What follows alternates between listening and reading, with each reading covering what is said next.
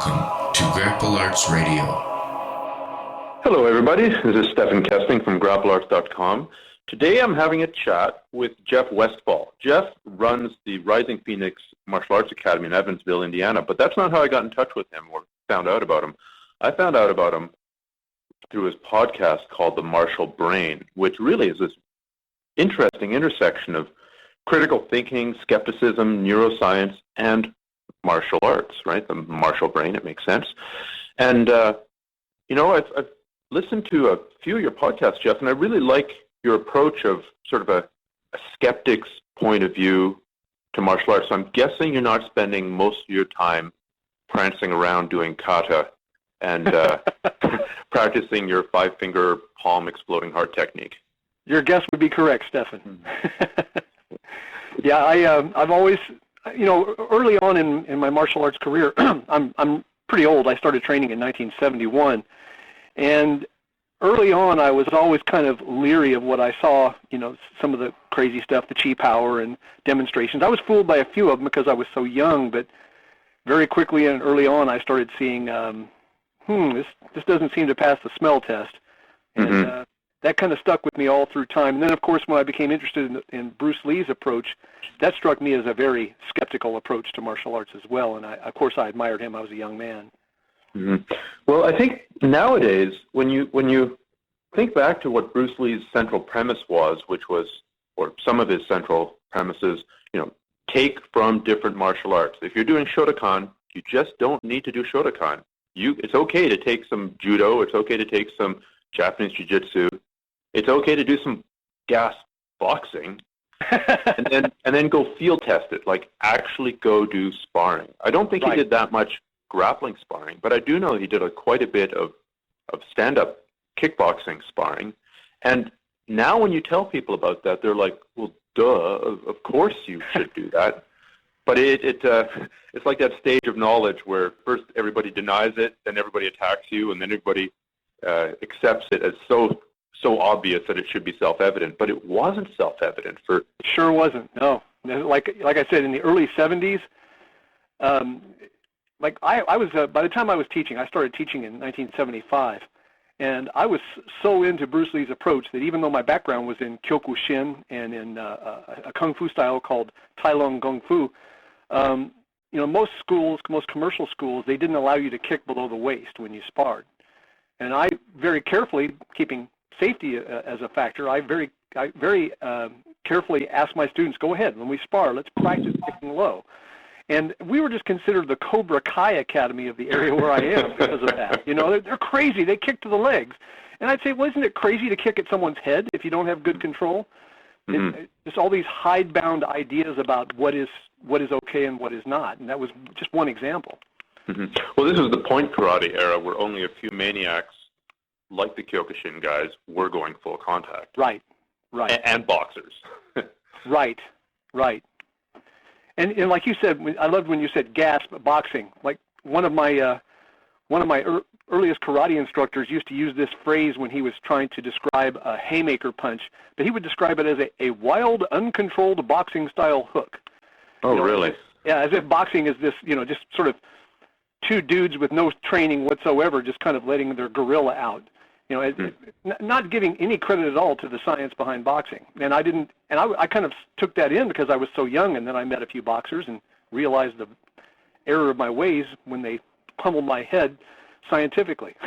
Right. Well, I guess that instructor never actually put on the gloves and stepped into the ring. But I guess, given that all his techniques, and I'm guessing wildly here, were, crane strikes using to the meridian points, it was much too deadly to do in the boxing ring, and you can't do it with those big gloves.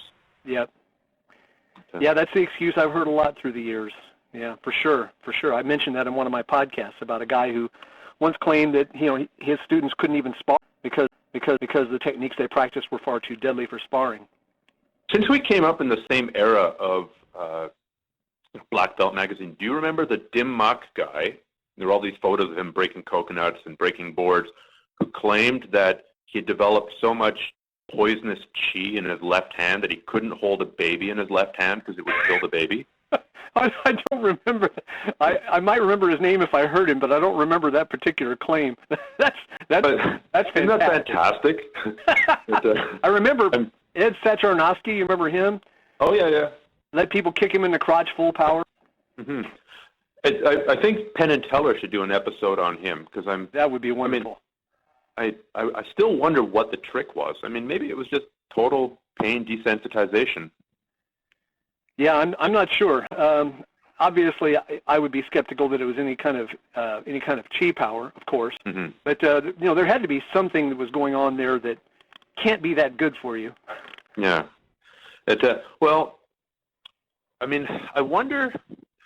It's the idea of chi, the idea of this internal energy that's flowing and passing through you and doing all these miraculous things. I wonder sometimes if you could sort of rehabilitate the idea and say what you're actually doing when you're activating your chi is entering into a state of flow as defined by Csikszentmihalyi, the guy who wrote that book called Flow. It's a little bit different from saying I'm going to send my chi across the room and defeat you at 20 feet and send you to the floor or hit you on the chest and have your heart explode or kill a baby. But, maybe originally that was what the metaphor was. Or maybe it's just the traditional martial arts been stringing people along for thousands of years because one way or another they wanted a little bunch of robots to go forth and do their bidding. And well, I talk about that a little bit in one of the episodes of my podcast is called Stand Up Straight and Breathe, Grasshopper. And I talk about how, so many folks say that the reason you have to have good posture is to make your chi flow correctly, and the reason you have to breathe well is to make your chi flow correctly. And originally, that's the original translation, if I'm correct, that in Chinese, the chi literally translates as breath. So it stands to reason, I think, I kind of have a hypothesis that people saw that, when you kept someone from breathing for long enough, you die. Mm-hmm. That's powerful, that's powerful evidence right there in front of you that some power was taken out of this guy's body when he wasn't able to breathe anymore. Mm-hmm. I just wonder if that was like, the life force has gone out of his body and it's connected intimately to breathing. Of course, they didn't know anything about that the atmosphere is 20-some-odd% oxygen. Mm-hmm. Metabolism of oxygen in the body. It just seemed like a magical force had gone out of them. Mm-hmm. So I wonder about that. And like you said, it means so many different things to so many different people, and it can be expressed so many different ways. It's pretty hard to nail down sometimes. Well, let's forget about chi for a second.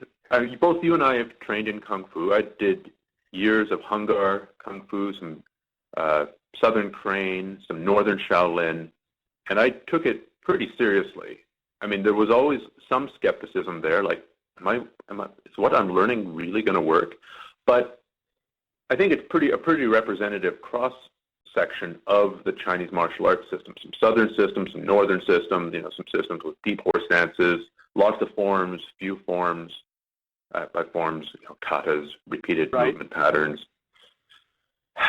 So we'll say most Chinese martial arts systems, and we'll just rag on the Chinese for a little bit, involve many, many, many forms or patterns where you're hopping around, stroking your imaginary beard, mounting your imaginary horse, and defeating opponents in every direction. So how on earth did this become the dominant martial arts training paradigm of what seems like an entire country, all of China? Yeah, I mean, there were some Chinese systems that did things like sticking hands, which is starting to move towards some kind of semi-competitive thing, but it's still pretty heavily constrained. And those were in the minority, seemingly. I mean, was all this stuff super combat tested once upon a time and then just ossified into, forms for ease of teaching and ease of not actually having to get out there and scrap with your students? Like, what do you think? What's your theory? Isn't it fascinating just to think about these things? Like, I wish I could go back in time and see what was going on. How often were people actually sparring or not? I suspect that part of the reason for that is a little bit like keeping military secrets secret. They didn't want to write things down, so they would compose these sequences that acted as a dictionary, as a syllabary for the technical elements of their style, and could pass it on to someone else. And then that person, it wasn't written down. You had to get the guy to teach you for it to be passed along to you. I may be completely off base with this, but it strikes me as one logical answer to things like that. It doesn't address the problem of how do we know whether this works or not. Mm-hmm. But I do suspect that because watching someone do a form well is so impressive that it was an easy way to sell to people that, hey, look at this, boom, boom, boom, boom, boom. You know, I can do this. Don't you want to be able to do that? And I think that might have been a really good way to sell things to people. And then you could probably, something that's going on forever in martial arts is what I call the teacher's trick, which is, of course, it's very easy to demonstrate something on someone when they're cooperating with you. And chances are by the time a student has drunk the Kool-Aid and is with you and training with you, you say, here, throw a punch at me. You know how that is. Well, now I know the timing of the punch. I know when and where it's coming. So you know, it's very easy to convince people that you've got something special that they want to learn without necessarily having them spar. And I think once you got them under your influence, sort of the cultish behavior of many martial arts styles would then kick in, and you just do whatever the master tells you. If you're not going to say, you know, why don't we spar?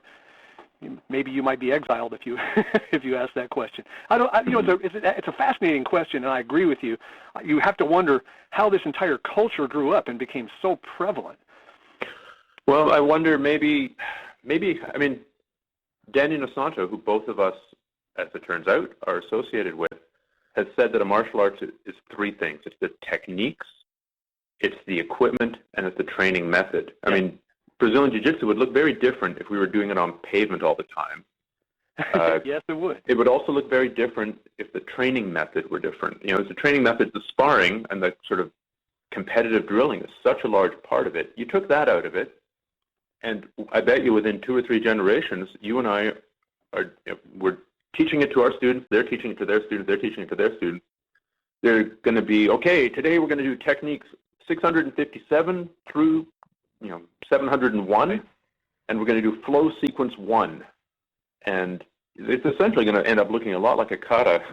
I agree. In a couple generations. I think within a few generations, that's how the phrase ancient wisdom comes to kick in. You know, it's there without someone constantly applying the paradigm of the scientific method of questioning things. It just becomes, like you said, ossified and becomes respected the same way people nod their heads when you say, "Oh yes, that's ancient wisdom," and it seems they have a reverence for something like that. Yeah, I mean, you can make an argument for it. Like, supposing you're dealing with samurai swords, where, if you and I are sparring with real samurai swords, and we screw up, or even if we don't screw up, it's going to be a short sparring match. Yep. Because you're going to cut off my arm, or I'm going to cut off your head, or we're both going to stab each other, and we're both going to die. And you could make an argument saying that, okay, we'll do it sportively. We'll put on, kendo gear, and we'll whack each other. But then we're going to train habits that apply to sport and not to real life.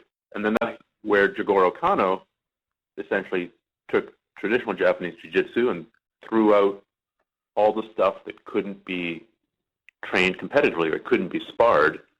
So I wonder if, a high-level kendo master, or kendo competitor, how that would look against a real samurai, or alternately, an Olympic-level fencer dueling in 17th century England with the rapier. Would the Olympic training, would the reflexes and the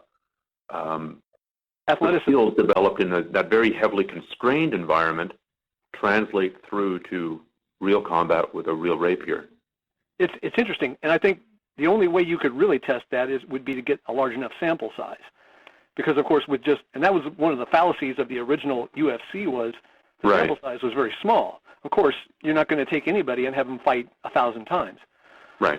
That's the internal problem of what we're discussing. But so you're saying maybe Royce Gracie won just because of who Royce Gracie is, and not because of the superiority of Brazilian Jiu-Jitsu. I don't know if I would go that far. I would say it wasn't a large enough sample size to determine it either way. I personally feel that it probably was because of the Brazilian Jiu-Jitsu. I think it's great stuff. But that's 20/20 hindsight.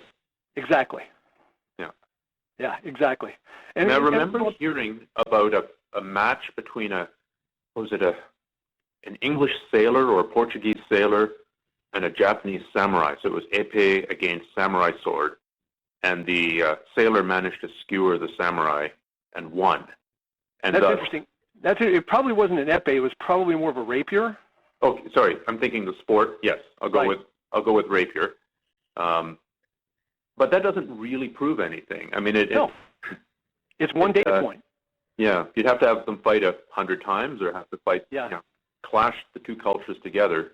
I mean, I don't know if you listened to my, I think it was the second of my podcast where I talked about martial sport versus martial combat arts, discussing exactly. No, I've listened to the later episodes, not the very earlier ones, Jeff. Okay, yeah, the second one is exactly the subject we're talking about. I go into it, and to me, the real truth lies in a mix of the two, because on the one hand, of course, by imposing rules and safety equipment, you create blind spots, in the individual. Mm-hmm.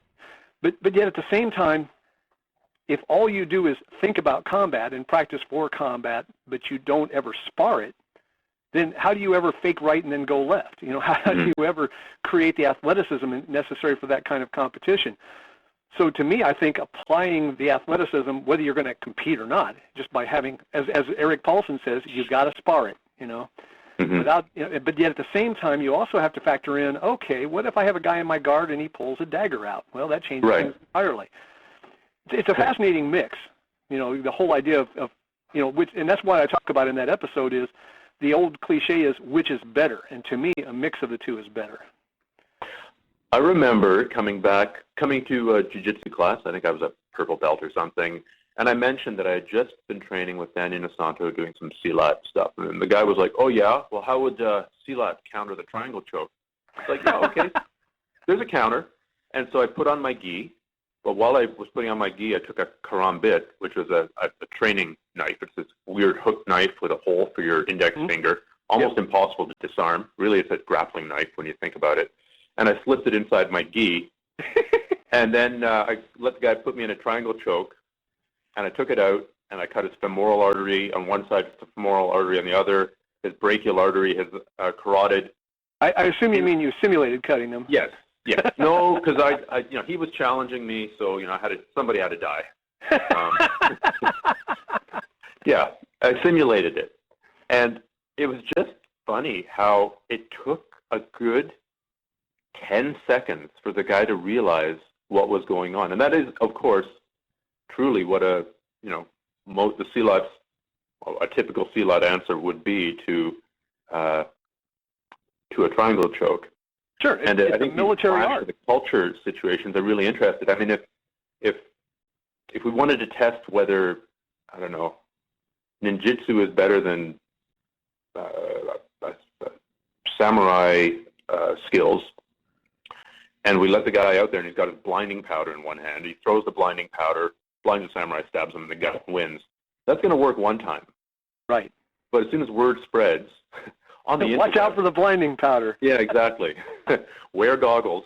That trick is gone. And similarly, if you know the guy's going to try and pull a knife and you got him in your triangle choke, I'm not saying it's impossible to pull a knife, but it becomes a lot harder. Yes.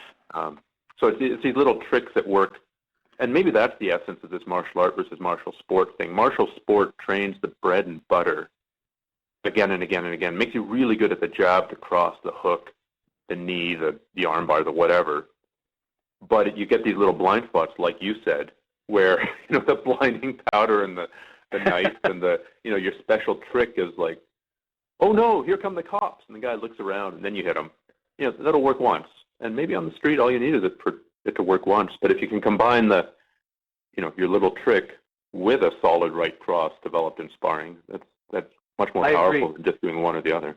I must admit that I'm a little more biased towards sports side simply because I love sparring and I've sparred in so many different approaches to martial arts through the years. But that doesn't take away the fact that I think about things like this. You have to think about them. But I think that once you've been in a martial sport for a long enough time, I think that those blind spots tend to become less important. Like one data point, of course, it's just one data point. The classic story of Ryan Hall getting attacked. I don't know if you remember that. If you've heard about this, when was that the YouTube video in the yeah exactly. It was really cool because this guy turned out he was like a mental patient. This guy was insulting him in a restaurant along with the other people. He came up and asked for a light, and they said, "We're sorry, none of us here smoke." And he goes, "Oh, so you think you're better than me?" And Yeah. Before long, this guy wanted to fight. Well, Ryan Hall was really cool with him, and finally convinced the guy to step outside because the owner of the restaurant was really worried, and he took the guy down and got him mounted and just stayed gently there on top of him. Gently is the best word to describe it. Finally had to choke the guy out with a triangle. But if he had only been a tournament player for 6 months, maybe he would have got his clock clean, But at the level he's at, I don't think it much matters whether he practices a sport or a combat art. Mm-hmm. And I also have to say that Ryan Hall seems to really concentrate on what would work in a real fight and not just in jiu-jitsu in all of his instructional videos. So I got to give him credit for that too. Mm-hmm. I don't have a huge list of street fights to my name. I think most people who've That's good for you.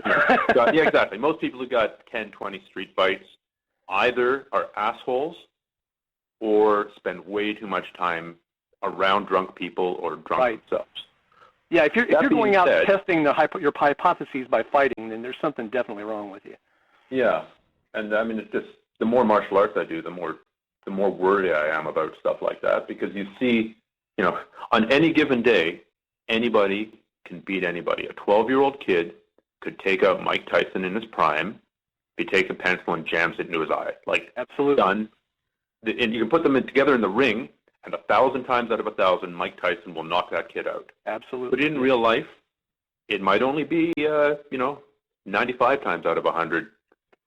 And Bruce Lee could have slipped on a banana peel. Yeah. Anything can happen. No, not St. Bruce. Not St. Bruce. I was with you up until that point, but it's highly unlikely. Yeah. Okay, well, maybe we can continue this conversation. Okay, good. I'm glad I salvaged that. Yeah, well, where were we before we got derailed by St. Bruce? Right. But one thing that has kept me out of a lot of confrontations is just reminding myself that there are a lot of mentally ill people out there. I don't know what the official statistic is. I've heard 1 in 10 people has mental health issues. And you know what? Whether that's true or not depends probably on some extent how you define mental illness. Is Sure. depression mental illness? Is right. There's so many spectra and so many places on the spectra. Yeah. But if you use that as just as a reminder, then maybe that guy out there who's coming up to you in the middle of the street, pushing you on the chest, and suggesting that you do, perform sexual activities on him in public, which has happened to me. Wow. Yeah, I mean, part of me wanted to drift him, and it could have ended very quickly. But then it was like, okay, who goes around demanding this in public? Really, it's people who are out of their minds, right? So Yahoo, I've beat up somebody who's been off their lithium for a couple of days. Right. Aren't I a big stud? So keeping this in mind, and also having the experience in the martial arts where you're essentially putting yourself into confrontation situations all the time. It's no longer you don't get this huge fight or flight reflex, or if you do, it's probably for a good reason. You probably really are being chased by 4 people with machetes. At which point, go ahead, have your fight or flight. That's what it's there for. Your fight or flight is not when there's some homeless dude who's, muttering inappropriate things underneath his breath. That's not the time that you need to, beat some guy up to prove your manhood. And that's a very rational way to look at it. But one of the things I like to emphasize over and over again in the Martial Brain podcast is how part of our brains are rational as humans, although a lot of us don't ever show that, and a lot of us never engage that part of our brain. There's still that barely evolved chimpanzee inside every one of us that, if we're not really careful, responds to that challenge, the guy wanting to be in your face. We drop the civilization if we're not really careful and immediately give in to we let the chimpanzee take the controls, as I say. Yeah. I use the same analogy. I just say caveman brain, but I think we're meaning the exact same. Right. It's so easy for that to happen to anyone. It doesn't matter how rational you are in your everyday life. When it's a physical confrontation, if you're not very careful, you let the wrong part of your brain take over. Now, of course, you do have to have quick, heuristic, dirty thinking for when the shit actually hits the fan and you've got to react. But as a dealing with what I call the pre-fight ritual, or what the fellow who wrote the Professor in the Cage calls the monkey dance. Where you're going through all of the strutting and the boasting and the yelling and everything else that goes on, which strangely that's actually a survival mechanism. If you go back far enough, when we were living in nature, red and tooth and claw, it wasn't a survival trait to fight every time someone in your group of primates wanted to get in your face, because then you couldn't go out and hunt food. So that's actually a survival mechanism, but it's no longer a survival mechanism, but it's still in our DNA and it kicks in. Well, you see animals doing that all the time. There's a whole lot of posturing going on between a couple of dogs before they fight, if they ever do fight. And ruffling up the fur, making themselves look bigger. Exactly. Yeah. Exactly. So if you understand that, and if you're not too freaked out by it, I mean, then there's also the concept of, have you ever heard of this? It's the concept of woofing. Like if you and I are in a confrontation, let's say, for the sake of argument, that you are twice as big as I am and half my age and just muscle upon muscle. Oh, this sounds great. I like this. Yeah. It's you've what is it? The testosterone replacement therapy is going extremely well. Okay, great. And you and I get in a confrontation.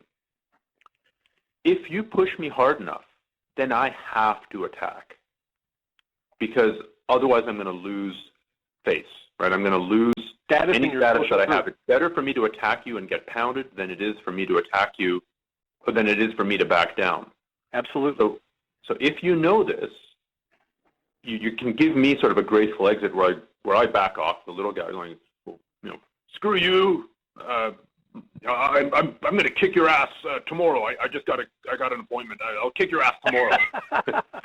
And if you don't call me on that, yeah, okay, maybe we'll do this tomorrow. Then it allows me to back off with some retention of face. And this whole obsession with face and with status is, again, a caveman reflex, right? I mean, we're might not have social been animals. Many people in the caveman group who actually got to breed, right? It's probably, maybe it was like a chimpanzee group where you had an alpha male impregnating all the females and a couple of very frustrated beta males hanging around waiting for the alpha male to either die or get old.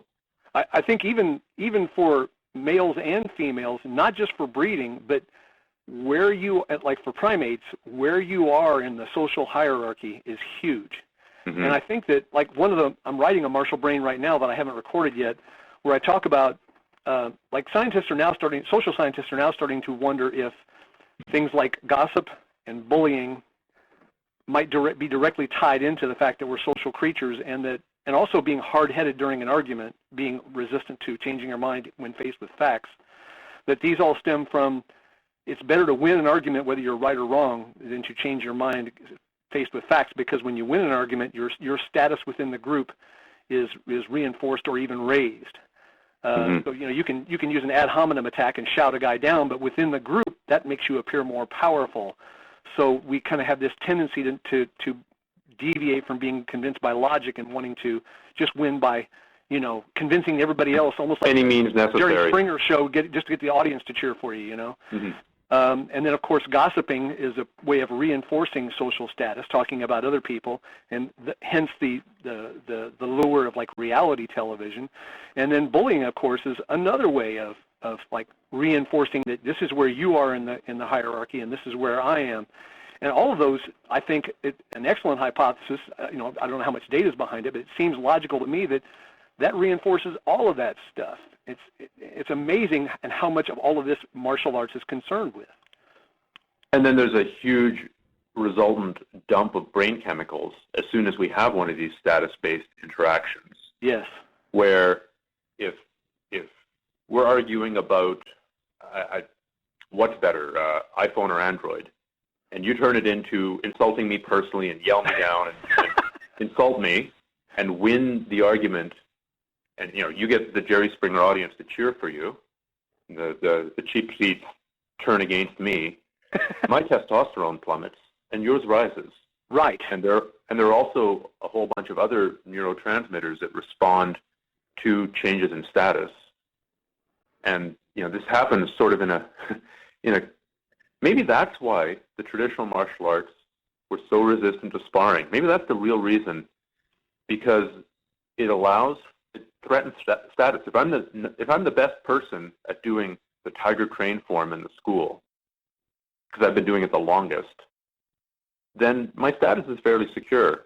Right. But if you and I spar and you take out my Tiger Claw with it right across the face, then the status becomes much more volatile, and we can go up and down in rank and up and down in relative position. I mean, certainly, I deal with this every time I come back from an injury, right? Like, there have been times when I've been injured and it's taken a long, long time to recover. So now, after a year of barely training, you have to climb back up the hierarchic ladder, huh? Oh, good Lord. And you're getting tapped out by, I'm a black belt, and you're getting tapped out by purple belts who I'm 50 pounds heavier than. And it's, that's a hard. Oh, yeah. That's a hard thing that's a heavy cross to bear. And that's, I forget who was saying that jiu-jitsu is made for you to quit. Like, it's one of those moments where you're like, okay, I'm going to take this gi and I'm going to burn it. And then then you calm down and you say, what did I expect to happen coming back? This is the very essence of the sport. This is why, this instant feedback is why I love it. And I just got some instant feedback that my timing, my conditioning, my technique is right. It's almost like a microcosm of the sport versus combat. You've lost the sport element. You've lost the timing and the conditioning.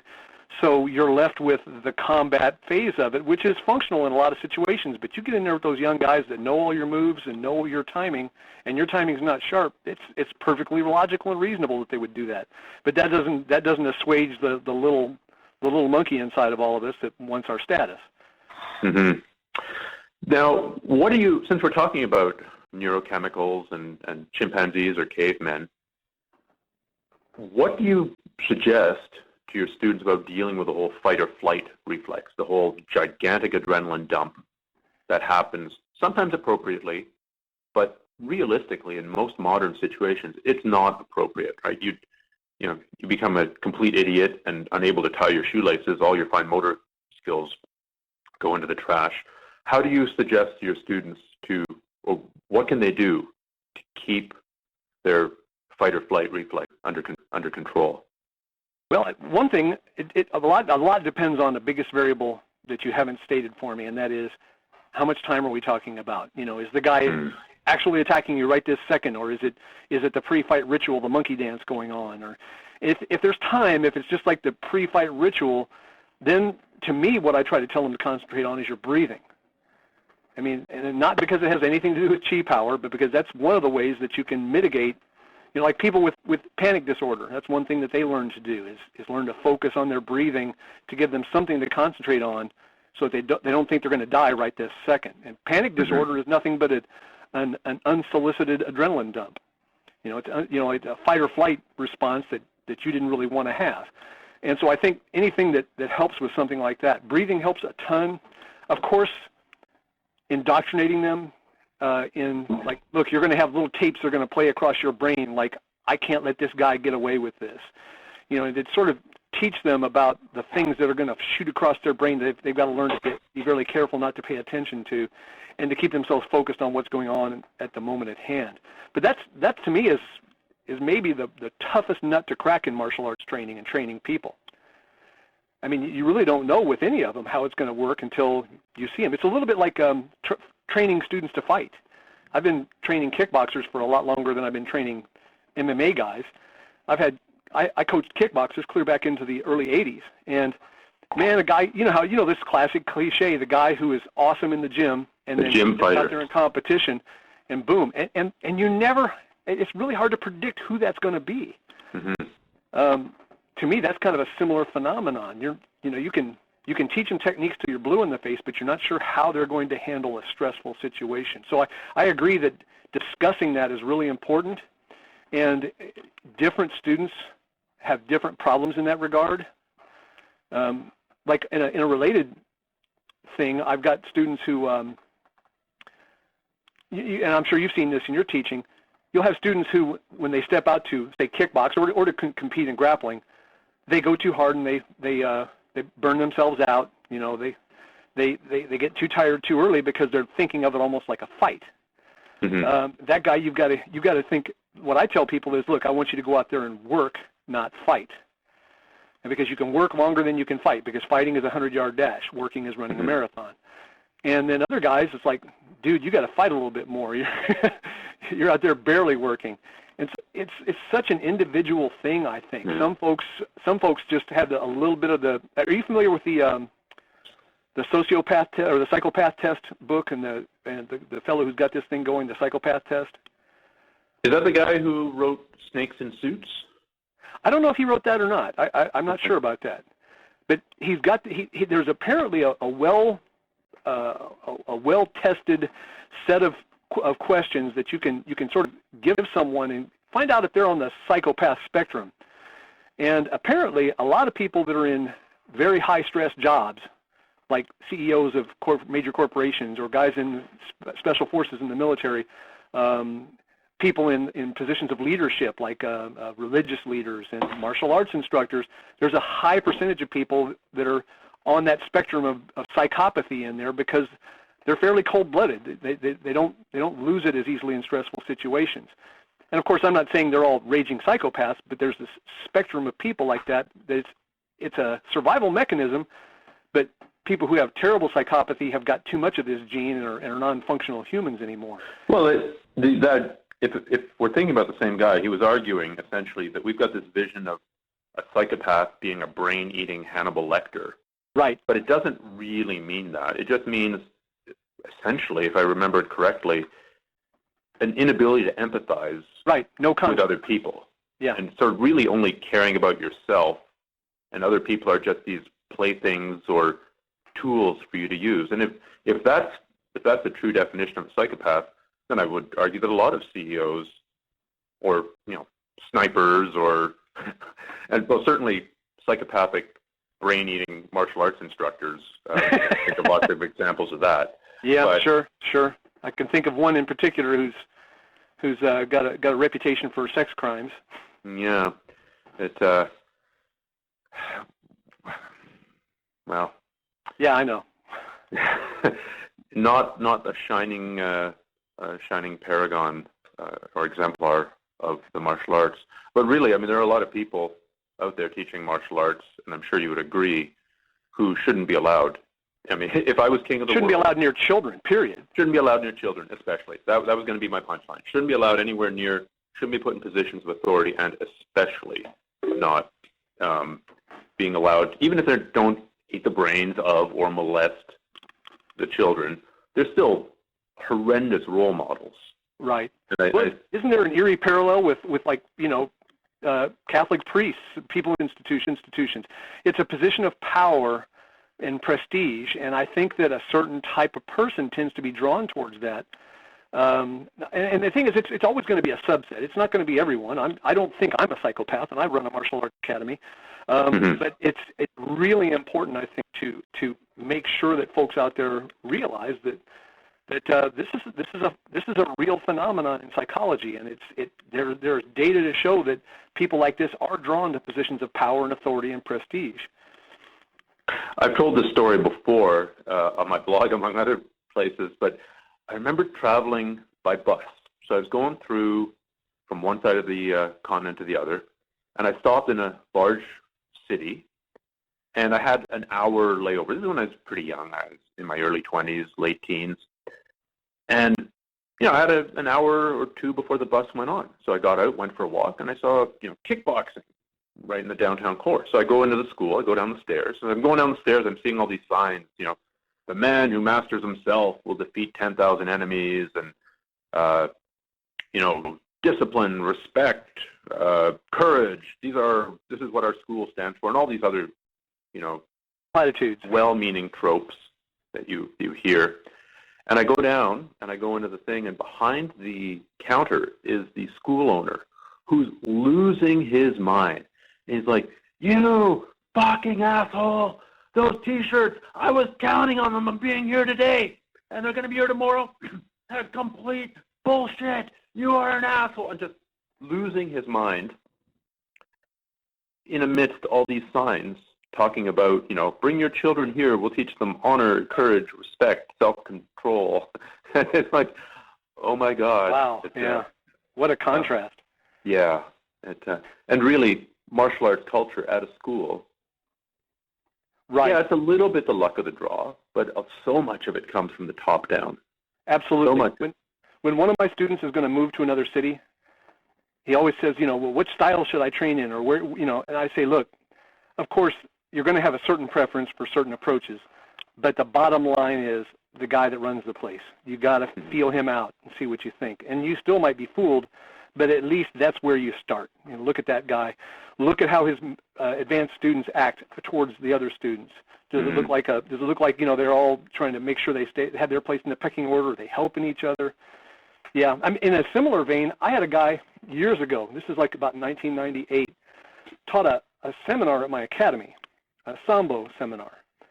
And he was quite competent as a Sambo instructor. And I just didn't work out. He wanted me to join his organization. It didn't work out. Years later, I come to find out he was also in healthcare, that he raped 3 of his patients and was in prison for it. So wow. Yeah, it's just, and of course we're just giving anecdotal stories here, but if I wanted to give a lot of data points, I could, and I'm sure if you wanted to give a lot of data points, you could, and we would lose all the listeners because it would just go on and on. Mm-hmm. People really need to be careful about this sort of thing. Yeah, I think, hero worship is kind of a natural progression. I think it's something we're probably wired for. Yes. And it's again because of status. Yes. And suppression of questions is another sort of indicator of a cult. I remember, one of my early martial arts instructors, my first exposure to JKD, Jeet Kune Do, was instructor Makoto Kabayama. And in like class 1 or class 2, he said something like, look, you can ask me any question you want. If I know the answer, I'll tell you. If I don't know the answer, we'll figure it out together. And again, this was one of those mind-expanding moments because I was doesn't know everything? Sorry? I said, he doesn't know everything? No. But at the Kung Fu school that I had been training at, I was known as the guy who asked lots of questions. And that I would ration them out. It's like, my question for December is going to be this. And I would trek up. You realized you were irritating your instructors, so you rationed them? Oh, I'm sure I was. In the end, I sort of ended up getting... I remember this. This pissed me off. I'd been training so hard for 4 years, and I went off to university. And this Kung Fu school had an application process where you would apply, and then they would supposedly do a background check. I don't believe that they actually would. And then they'd call you like a week or 2 later and let you know you'd been accepted. And I think fundamentally it was a way of, again, reinforcing status. Their status is higher than yours because they can keep you out of the school. Right. So I go away to university. I start training Kaju Kembo with Phil Jelena, who's also under Daniel Santo. Yeah, I've met him. Oh, good. But at the same time, I'm thinking, I'm going to be going back home for the summer, so I'd like to train at that Kung Fu school again. I hadn't yet completely abandoned it. So I'm doing all my forms diligently and my reverse punches and all this. And I go back and I walk in the door. I got my gear. And one of the head instructors is, oh, hey, you're back. I'm like, yeah. Is there a class tonight? He goes, yeah, but you got to fill out the application form. I'm like, what? Really? No, you got to apply. You've gone away. I've gone away for 9 months to study, and now I'm back. And just that, I think, fundamentally disrespectful thing. I think that, more than anything else, was the breaking point with me in the traditional martial arts. I did fill out that form. I did go back and train. But somehow that was the beginning of the jumping end, of the shark moment. The beginning of the end. It's like real, and then the whole not asking questions and yeah, that's the subject of one of my martial brains, number 30. The title is "How Dare You Question My Omniscience?" Yes, that's my joke title for it, and I talk in it about how it's really moronic to not want students to ask questions in an environment where you're trying to teach them.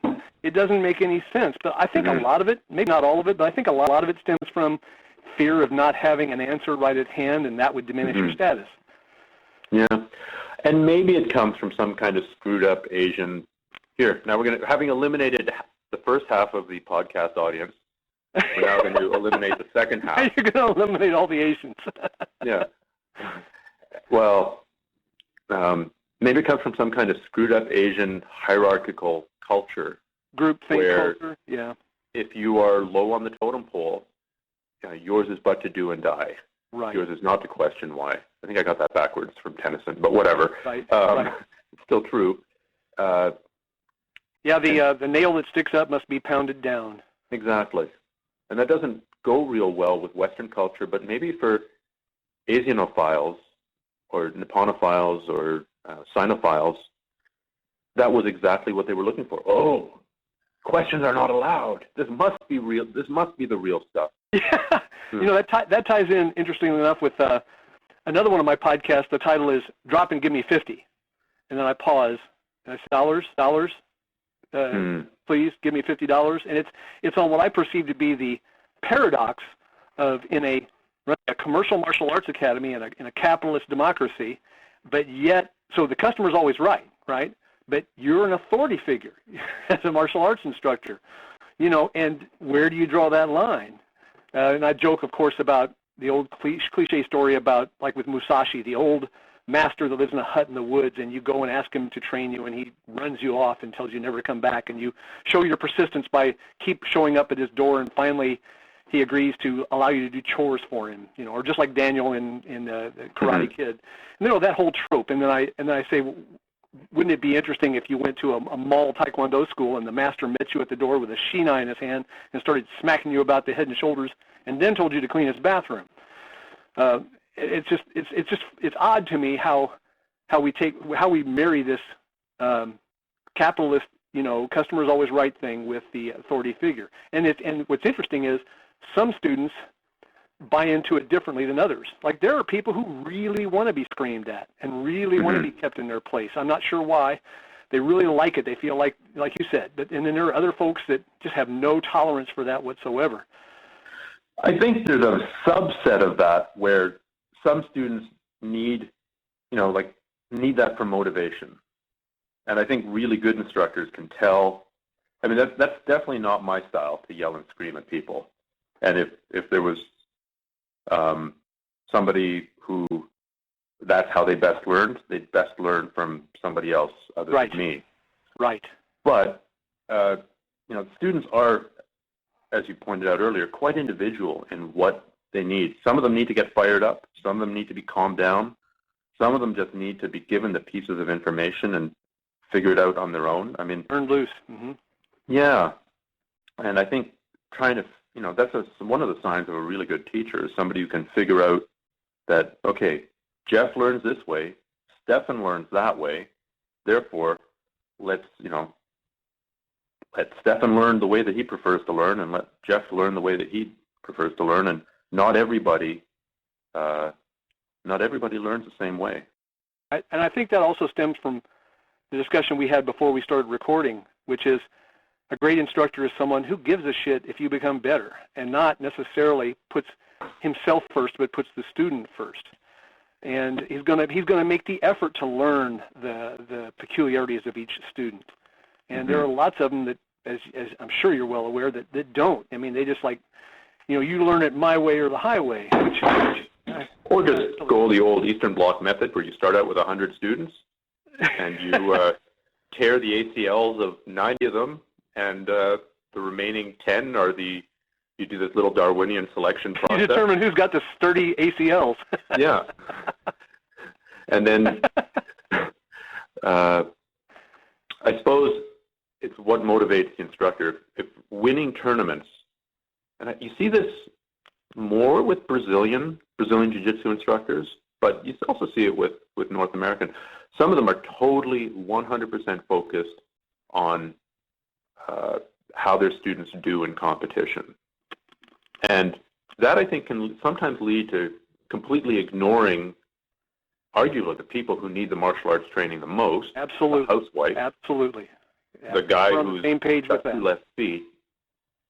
But on the other hand, it does create a certain badass environment within the gym where people are going to get good training. So I don't know. Maybe there's a way to teach both. You can have your competition hardcore guys and let them go off and do 60-minute rounds of Shark Tank, and then you can have your not quite competition level guys who that's are probably certainly never what I going try to to do at my academy. Absolutely. Really? Oh yeah, I've got a 2-track program. Well, I don't know if I would go so far as to describe it as 2-track as much as I try to have a place for the crazy, intense guys to go. I've got instructors under me who can take them aside and work them like crazy, guys that are younger and fitter than me, and other instructors who work better with the kids and work better with like the blue collar folks that don't want to go back to work the next day with a black eye. It's really trying to make sure that the facilities are there for all of those different people. I've got MMA fighters that I coach at my academy, and kickboxers and boxers, and we have a fencing program. I've got a guy who teaches a fencing program. So we have lots of people who compete, but I absolutely do not push it. I mean, that's completely up to the individual as far as I'm concerned. Mm-hmm. Speaking of MMA, it turns out that we have a mutual connection in the form of Eric Paulson as well. So how long have you been training with Eric? Okay, I first met him in 1996 when I went to an instructors conference at the Inosanto Academy in Los Angeles, and I took a Filipino martial arts class from him. Enough. He was teaching the FMA class that day, substituting for someone else, and that's when I first met him. It turned out we knew a few people, and we talked about that a little bit. But over time, he started teaching seminars in a town that's about 2.5 hours from here, and I started seeing him pretty regularly around this area. And he no longer comes around this area, so I haven't trained with him in a few years. And I miss training with him because he doesn't really come within anywhere closer than, I don't know, 400 or 500 miles now. He's avoiding you, clearly. I love training with Sensei Eric. He's just, it's very much like Dan Inosanto. I mean, it's just so much information coming at you, and I don't have to tell you this, you know it. And you show him something that he hasn't seen before, and he'll come back the next day, and he's got 8 counters to it and 3 variations. Really a genius when it comes to grappling. Well, I give him a lot of credit for my martial arts stuff, but I also give him credit to some extent for grapple arts, because back in, God, when was it? Maybe I'll go 2001. A friend of mine, I got my hands on a VHS camera, a VHS video camera, and I just thought this was so cool. I can film stuff now, and so I'd been playing with one of those great big steam-powered cameras that you had to hold on your shoulder. Where your cassette literally is the size of a VHS cassette. So for the young folk out there, it's about the size of 18,000 SD cards. And I went over to the rec room of a friend's apartment, and we filmed a little thing that I'd been thinking about with regards to omoplata. Here's some principles behind it. Here's some applications of it. And I was so excited, I made a bunch of copies, and I mailed them off to friends of mine who were out of town. And I trained with Eric, so I mailed him the VHS tape. And next time I saw him, he said, "Oh, that was pretty good. You should make a commercial version of that and sell it." And I was like, "Are you kidding?" He's like, No. You're, I think I was only a purple belt at the time. He's like, "You're a competitive purple belt. You're an instructor under me, and you can teach well. So, go ahead." And without that kick in the butt, I don't think I would have done it. I would have been, but somebody had to, empower me to do it, and that was Eric. That's cool. And well, that's one more debt that I owe him, because I really like your products, and I bought one of those original copies, commercial copies that you first sent out. He suggested to me that I do it, and I really liked it. The way in its day, it was a good product. I think that for its day, it was definitely a good product. First of all, there wasn't anything about the omoplata out there at that time. That was new information. I was just mad at that time about people teaching stuff that they had no personal knowledge of. The classic example of the day, there was a UFC fighter called Don Fry. Sure. Great top fighter, great ground and pound guy, zero bottom game. Right. And he put out his, 12 VHS tape, like secret fighting techniques of Don Fry.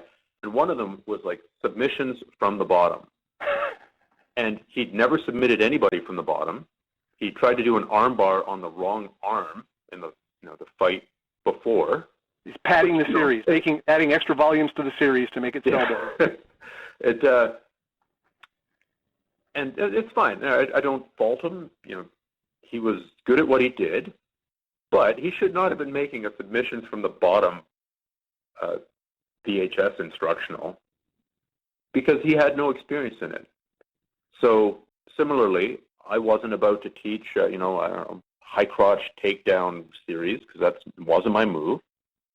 But I did feel that I had when I thought I discovered the omoplata, quite honestly, because it looked a lot like some Indonesian silat techniques that I'd learned from Danny Nosanto. Exactly, yeah. That's the first place I ever learned it was from Danny Nosanto in a Majapahit or a Mathalindo silat sequence. Yeah, exactly. And I was like, when I, rolling around with friends, I was like, hey, I got into that weird silat thing. I discovered a brand new technique.